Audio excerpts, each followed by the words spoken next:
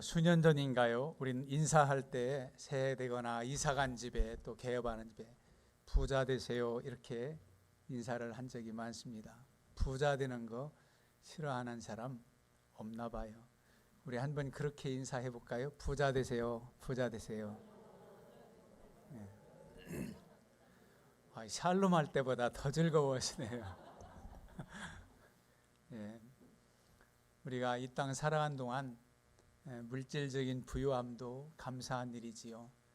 근데 성경에서는 물질적인 부요보다 더 귀한 부요가 있다고 분명 말씀해요. 물론 물질의 축복을 받아서 우리 하나님을 기쁘시게 하는 삶을 살아가는 것 잘못되지 않았습니다. 예를 들면은 구약의 족장들 아브라함이나 이삭이나 야곱이나 다 부유했어요. 이삭은 아버지 아브라함보다도 더 거부가 되었다 그랬습니다. 욥도 참 동방의 의인이고 거부였지요.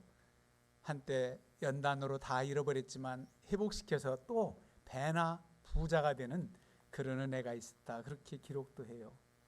노아를 보면은 노아가 그렇게 큰 배를 지을 수 있는 것이 가난하다면 아마 그렇게 지을 수가 없었을 거예요.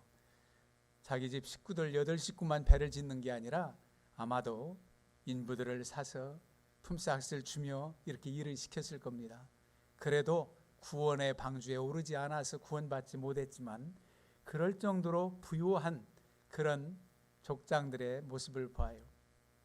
근데 문제는 뭐냐 하면 그 재물의 마음을 두고 그것이 인생의 모든 행복의 근원이고 가치의 기준인 줄 착각하면은 진정한 행복은 모르는 것입니다. 왜냐하면 부라는 것은 상대적이기 때문이에요. 아무리 가졌어도 더 많은 부자를 바라보면 항상 부족하게 느낄 거예요. 천석군이 만석군을 부러워하듯 천석만 해도 대단하잖아요. 그게 바로 부의 상대적인 그런 가치 때문에 늘 그래요. 그래서 아굴의 잠언서 30장에 보면은 아굴이 하나님 앞에 이렇게 기도합니다. 내가 2가지 일을 주께 구하였사오니 내가 죽기 전에 내게 거절하지 마시옵소서. 그러면서 곧 헛된 것과 거짓말을 내게서 멀리하옵시며 나를 가난하게도 마옵시고 부하게도 마옵시고 오직 필요한 양식으로 나를 먹이시옵소서. 혹 내가 배불러서 하나님을 모른다 하며 혹 내가 가난하여 도둑질하고 내 하나님의 이름을 욕되게 할까 두려워함이니이다. 그저 필요한 양식만 그래서 주시옵소서. 그런 기도를 드렸어요. 그런데 여러분은 하나님께서 이 땅 사는 동안에 물질의 풍성함도 허락한 바다 어려운 사람 없는 사람 나누고 쓰도록 하나님 앞에 기도하는 것 구하는 것이 잘못됨이 없는 줄로 믿고 이러한 물질의 축복도 받으시기를 축원합니다. 잘못 사용할까 봐 교만해질까 봐 그게 문제예요. 그래서 물질의 가치를 두니까 주님께서 뭐라고 말씀하십니까? 낙타가 바늘귀로 들어가는 것이 부자가 천국에 가는 것보다 쉽다는 거예요. 어떻게 낙타가 약대가 바늘귀로 들어가는 게 더 쉬웁니까? 그럴 정도로 하나님 없이 그저 부유함만 추구하는 사람은 하나님 나라와는 거리가 멀다고 하는 것입니다. 그래서 진정한 부유함이 무엇인가? 오늘 고린도 교회에 보내는 2번째 편지 바울 서신에서 잘 나타나 있습니다. 즉 근심하는 자 같으나 항상 기뻐하고 가난한 자 같으나 많은 사람을 부유하게 한다. 아무것도 없는 자 같으나 모든 것을 진정 가진 자라는 겁니다. 가난하면 가난한데 가난한 사람이 어찌 부유케 할 수 있는가? 없으면 없는 거지 어떻게 있는 사람보다 더 풍요로울 수 있는가? 이해가 안 갈 거예요. 이게 바로 기독교 역설의 진리입니다. 심령이 가난한 자는 복이 있나니 이런 것처럼 그렇습니다. 하나님께서 보실 땐 그래요. 진정 부자가 무엇인가를 우리는 요한계시록에서도 볼 수 있어요. 요한계시록에 보면은 라오디게아 교회는 이렇게 부유한 동네에 거기가 원래. 그런데 이렇게 말합니다. 내가 말하기를 나는 부자라 부요하여 부족한 것이 없다 하나 내 곤고한 것과 가련한 것과 가난한 것과 눈먼 것과 벌거벗은 것을 알지 못하는도다. 영적인 가난을 잘 모르는 거예요. 영적으로 부유한 걸 잘 모르는 거예요. 물질적으로만 부유하지만 진정 가난한 사람들이다. 그렇게 말씀해요. 그러나 서문학교에 보낸 편지에는 이렇게 기록하고 있어요. 내가 내 환난과 궁핍을 알거니와 실상은 내가 부유한 자니라. 아니, 환난과 궁핍은 아는데 실상은 부유하다는 겁니다. 왜 이렇게 물질적으로 가난하고 없고 어려운 것 같은데도 왜 부유한 자다, 물질의 부유만이 아니라 왜 부유한 자라고 말씀하는지 오늘 이 말씀을 통해서 은혜를 나누려고 합니다. 왜 부유한 것인가? 우리는 천지 만물을 지으시고 모든 소유의 주인이 되시는 하나님이 우리의 아버지이시기 때문입니다. 우리는 그의 자녀예요. 그래서 그 아버지의 모든 것을 상속받은 사람이 어찌해서 믿음으로써 하나님을 아버지로 창조주 하나님을 믿고 예수 그리스도로 말미암아 구원받은 이 감격으로 살아가는 이들은 대속함 받고 의롭다 인침 받아서 아버지 하나님의 양자가 된 권세로 살아가는 것, 그것이 바로 부요한 근거입니다. 야고보서 2장 5절에 내 사랑하는 형제들아 들을지어다. 하나님이 세상에서 가난한 자를 택하사 믿음에 부요하게 하시고 또 자기를 사랑하는 자들에게 약속하신 나라를 상속으로 받게 하지 아니하셨느냐. 여러분, 믿음에 부요하게 하시고 자기를 사랑하는 자들에게 상속으로 하나님의 나라를 약속하셨다.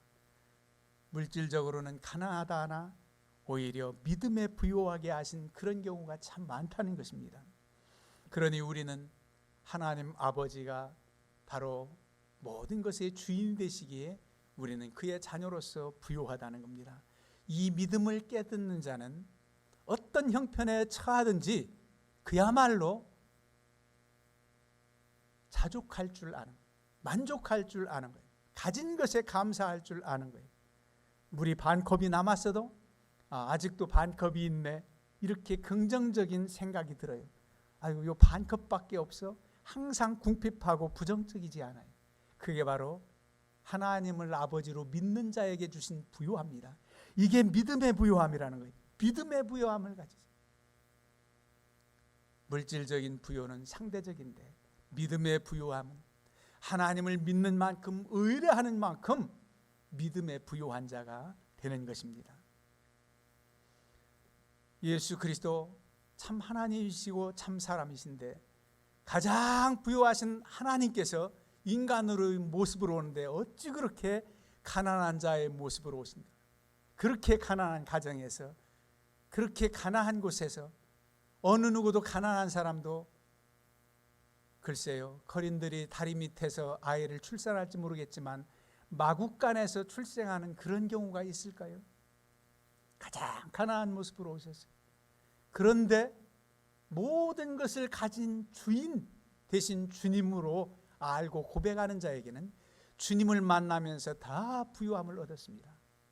오늘 우리는 설교 제목이 많은 사람을 부요하게 했는데 주님처럼 온 인류 백성들을 부요하게 하신 분이 없어요.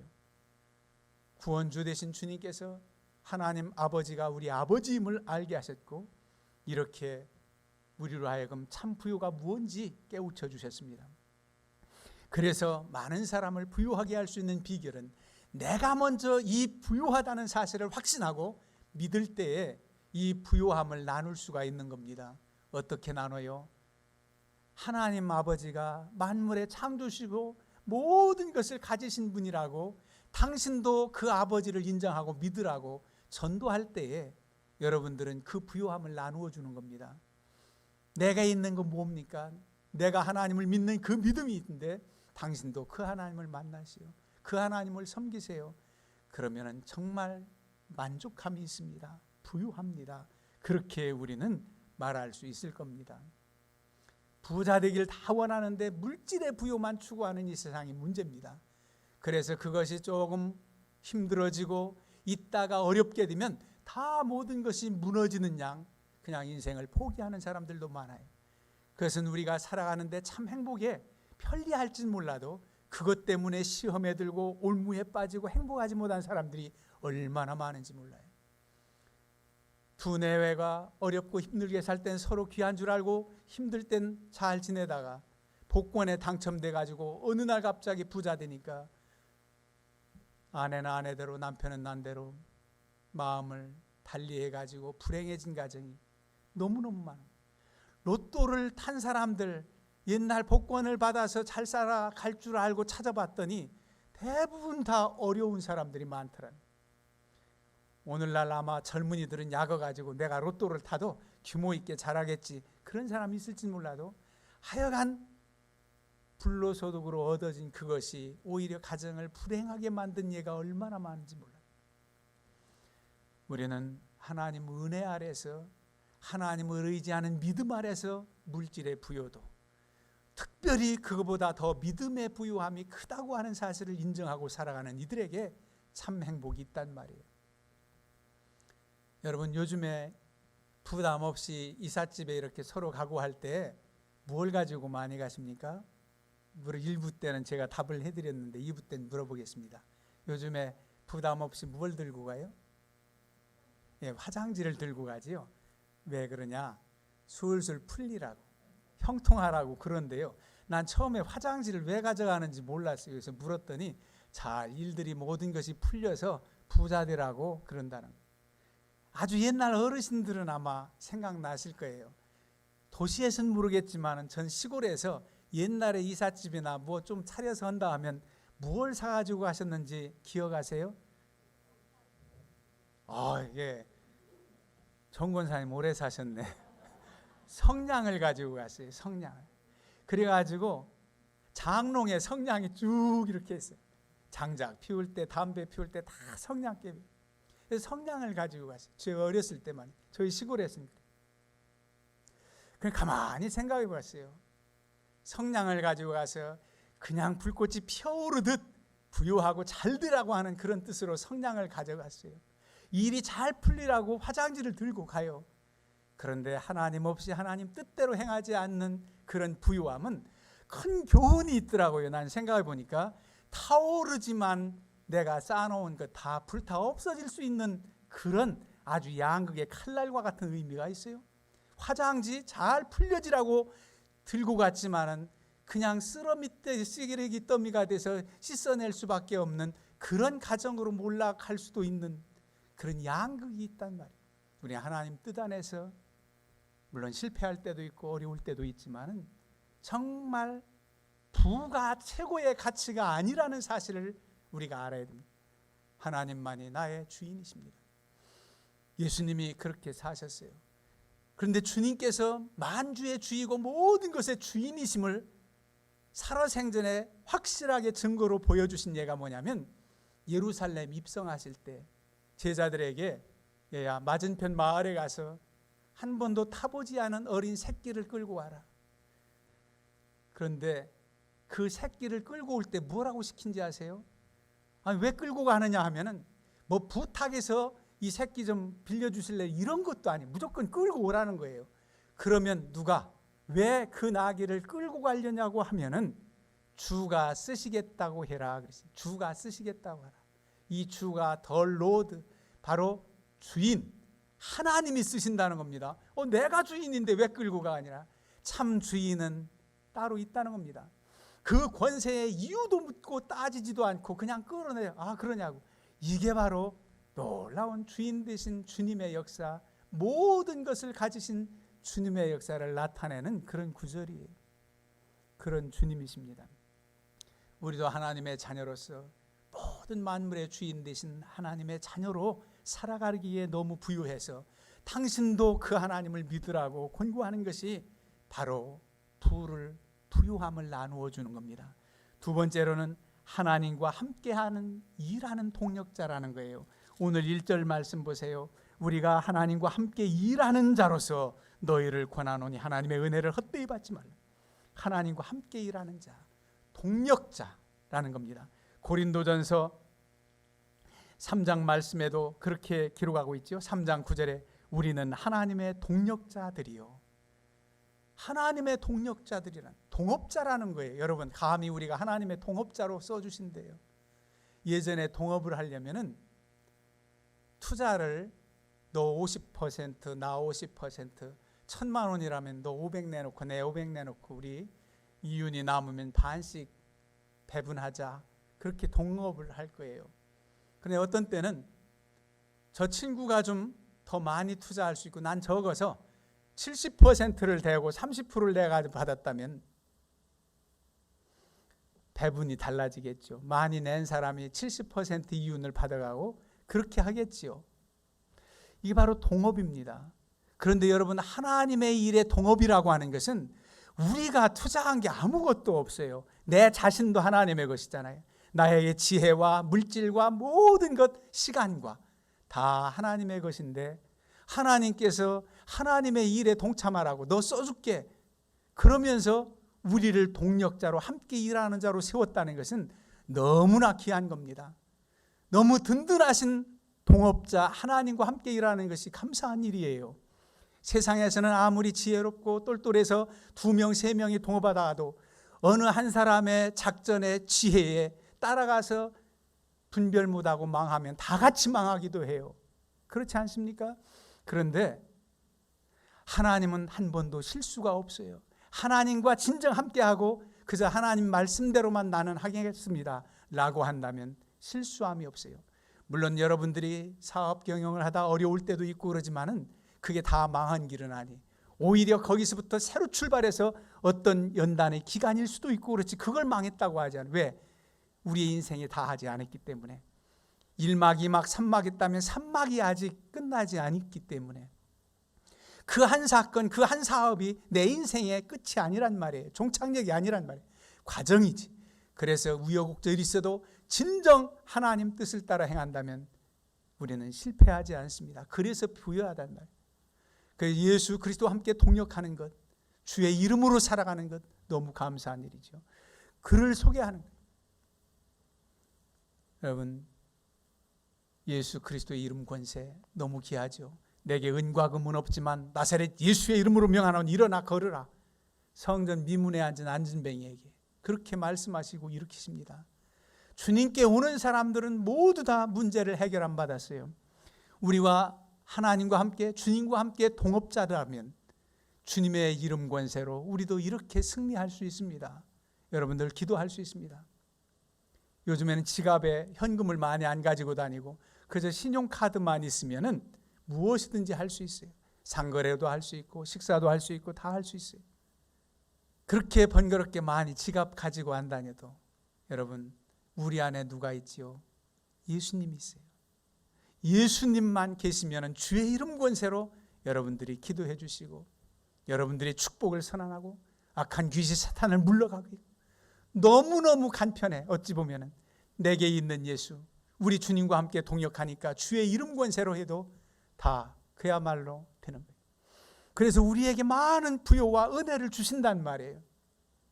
주님이 내 생명도 주시고 모든 것도 주시고 모든 것을 다 하셨는데 우리가 나중에 배분할 때 보면 어찌 보면은 하나님 앞에 우리 주님 앞에 이렇게 일할 수 있도록 건강 주시고 모든 것 주셔서 감사하다고 표현하는데 어떻게 나누어 드립니까? 10분의 1을 하나님께 드리는 11조를 드리고 10분의 9를 우리가 받아요. 살도록 해요. 모든 것이 다 하나님의 것인데 오히려 거꾸로 배분을 그렇게 해주신다면 여러분, 물론 하나님은 모든 것이 다 하나님 것이지만 너무 감사한 일이고 우리가 핍절하게 살아갈 근거가 아니에요. 이런 하나님과 동역해서 부유하단 말이에요. 그래서 당신도 예수 그리스도를 영접하면 주님의 이름 권세로 언제나 함께 하시는 주님 이름 권세로 수치를 당하지 않고 다른 사람들에게 복 줄 수 있고 부욕해 하는 자가 된다고 하는 사실을 선포하는 것입니다. 이 부요를 나누어 주게 되는 거예요. 마지막으로는 많은 사람들을 부요하게 하고 주님 기뻐하신 일을 행하다가 낙심하지 말라는 거예요. 어제 새벽에는 우리가 낙심하지 않을 이유면 그래도 믿는 사람들이 위로하고 격려해야 된다고 서로 돌아보아서 격려해서 참 큰 힘이 되어 주어야 된다고 그랬지만은 세상 사람들이 몰라줘도 어느 누가 몰라줘도 우리가 베풀고자 하는 일, 우리가 많은 사람들에게 나누고자 하는 그 일들은 그침이 없어야 됩니다. 멈춤이 없어야 돼요. 꾸준히 할 수 있어야 됩니다. 내 길을 묵묵히 가야 돼요. 왜? 상급을 하나님께서 이미 주셨고 더 많은 상급이 우리에게 주어져 있기 때문입니다. 내 길을 묵묵히 걸어가는, 그러면 거기에서 행복합니다. 어느 강아지 한 마리가 자기 꼬리를 잡으려고 빙빙 도난 거예요. 여러분 그런 강아지 보셨습니까? 오늘날에는 그 강아지를 일컬어서 제가 쭉 빙빙 도는 강아지가 어떤 심리 상태인가, 불안해다, 스트레스 받는다, 무언가 주인에게 요구가 있다, 설명이 많더라고요. 그런데 그 이야기에는 어떻게 나오느냐면 우하지요. 꼬리를 막 잡으려고 해서 어미 개가 너 왜 그렇게 뱅뱅 돌며 내 꼬리를 잡으려고 하니? 예, 엄마, 이 꼬리에게 내가 행복이 있어서 이 꼬리를 잡으면 행복할 것 같아서 잡으려고 그래요. 그랬더니 그 어미 개가 나도 너만 했을 때는 그랬었지. 그런데 그렇게 행복을, 꼬리를 잡으려고 행복이 주어지는 게 아니야. 내가 가는 길을 가면 그 꼬리는 따라와. 내가 하는 일을 하면 꼬리는 따라온다. 행복이 주어진다는 거예요. 우리가 하나님의 법도를 따라서 하나님 기뻐하신 일 따라서 행한다면 바로 행복은 주어진다는 겁니다. 여러분들에게 주신 이 행복감, 이 감격, 이 풍성한 은혜를 나누라고 하는 겁니다. 나누라는 거예요. 그럴 때 더 기쁨이 있다는 거예요. 물질만 나누라는 게 분명 아니잖아요.